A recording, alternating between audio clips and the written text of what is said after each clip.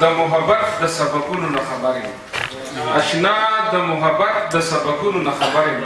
د امن د کتاب د آیاتونو نه خبر یم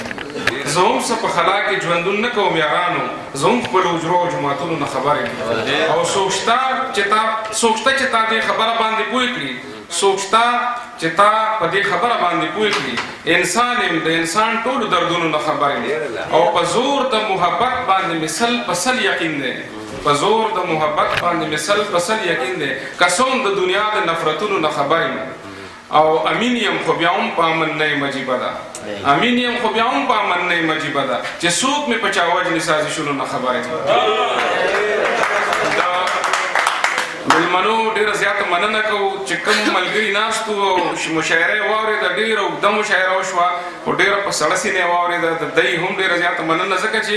دوره په کنسنټریشن سره او دوره په تسلسل سره خبرې اورېدل دا ځان له یو ډېر ګران کار دی نو زه د دې ټولو ملګرو هم ډېره مننه کوم شاعري وشوه تاسو واورېده ډېره ښه شاعري وشوه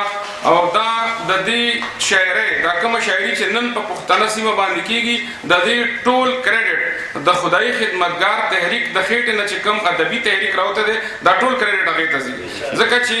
کله د معزالله خان مومند نه راواخلې تر خدای خدمتګار تحریک د حضرت بادشاه خان رحمت الله علیه پورې چې مونږ د پښتو تاریخ ګورو د شاعرۍ نو زمونږ شاعران ادیبان د خانانو او د نوابانو په حجرو کې د هغوی د ستاینو د پورې محدود شو دا باچا خانو چې شاعرانو ته وی چې تاسو د کم سترګې تاسو د کم دماغ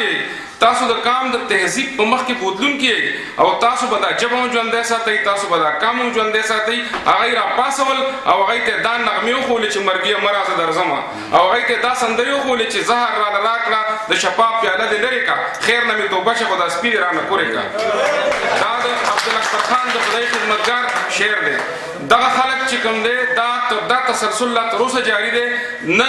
نن چې دی تاسو ټول پوهه خلک نن وخت بیا بلا سوالونه را پیدا کړي دي نن وخت بیا موږ نه جوابونه غواړي ما ته خپل یو شعر یاد شو چې د دور د سوالونو له کتاب ښکلی پیدا کا زه سوال کوم ښکلی ته جواب ښکلی پیدا کا نن موږ نه وخت بلا سوالونه کړي دي یو زمانه داسې وه چې د نن نه تقریبا 300-400 کاله مخکې وخت یو څو سواله پیدا کړي یو سوال دا را پیدا شوی چې انسان چې کوم دی نو دا د شادوګي بچی دی نو چې کومو خلکو صلحاو ته او انبیاو ته کتل نو هغوی وی چې یاره دا څنګه خبره ده یو سړي دا خبره کړې وه ډاروین بل سړي دا خبره کړې وه چې دا ټول ژوند د سیکس نه چاپېره چورلي د هغه نوم فراید دغه خلکو سوالونه را پیدا کړي او د دغې جوابونه ورکړي د هغه وخت پوهانو چې په هغې کې علامه اقبال او په هغې کې غلام محمد پرویز و دې خلکو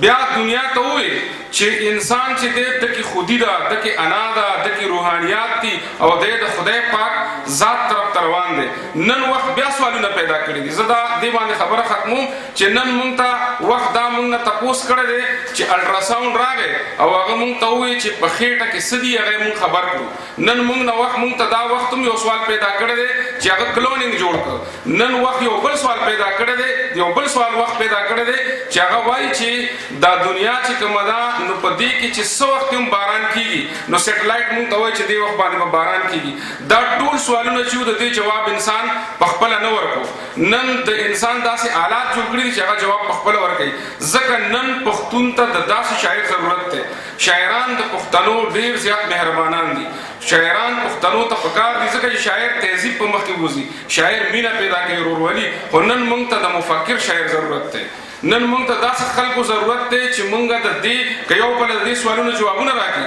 ځکه چې دا روایتي عالم څخه نشته داس د دې سوالونو جوابونه به پروفیسر ازارني غوندې خلک ورکوي وخت په سوال کوي ځکه چې ته خیالات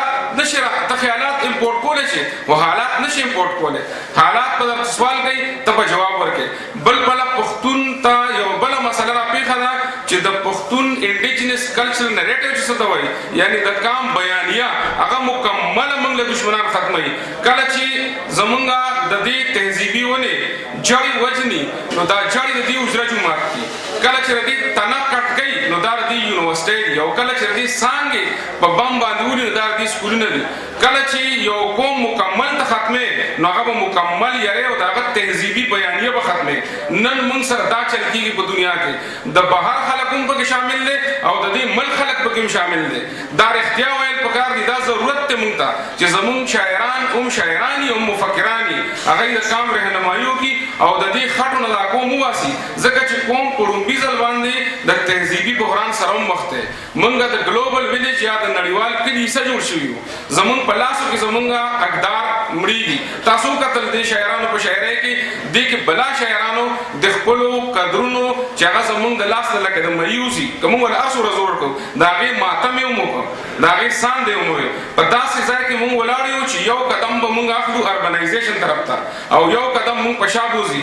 اخیری خبره دا کوم چې نن په دې پاکستان کې د شیرشاه سوري ارمان سرکیږي او هغه دا دی چې شیرشاه سوري داوي چې زه د چین تر بنگالي پورې جی ټي روډ جوړوم او د دې په غاړه غاړه پښتانه بادوم په خارونو کې دای په د غرونو راکوزوم نن د کاریډور په شکل کې دا خبر را مخې ته شوې ده چې پښتون کام سره اخیری اپشن دی چې پښتون د مغربي روډ جوړ کړي شي د چین نواخلې تر غوادره پورې او ټول پښتانه اربنایز شي پنجابي او ځل بیا د خپل دسیسو سره او د خپل مقاردوګونو سره په میدان ولاړ دي ټول کوم له پکار دي چې څوک هم د مغربي روډ ملګرتیا کوي او د پښتون د اربنایزیشن څخه چې پښتون تر څو اربنایز شوی نه دی د خارونه نه دی آباد کړي د مثال د وښ لرګي دی دا به قانون سوځي دی به خلک استعمالي د ځان لپاره نن د شاعرانو او د مفکرانو دا ذمہواری ده چې کام د دې خبرو نه خبر کی او کام ته وایي چې خلک که زمونږ امریکایان جوړي دا زمونږ دشمنان دي که زمونږ نه څوک ازبک او تاجک جوړي دا زمونږ دشمنان دي موږ پښتانه یو پښتانه دار چا نه مسلمانان دي او پښتانه په خبره باندې دار چا نه زیات مین دي پښتون که څوک استعمالي په هر نوم باندې دار دشمن دي څوک چې پښتون له سکول جوړي کالج جوړي پښتون ته د امن خبره کوي د مینې خبره کوي دا د هیرو دی دا د اتل دی او دا زمونږ تلانی دا نن کرنا موږ راځي ټول ډېر زیات مننه کوو چې دوی زموږ کلي ته د امن او د مینې پیغام راوړ ټول پښتون قام ته د امن ضرورت دی د مینې ضرورت دی او موږ دا سوال اوچتو په دې باندې زه خپله خبره ختموم چې زما هر دشت کې او هر غر کې جلال دی زما هر کلي کې مینه د جمال دی دا وحشت پکې پیدا چا کسایله هل طلب بس دغه یو وړوکی سوال دی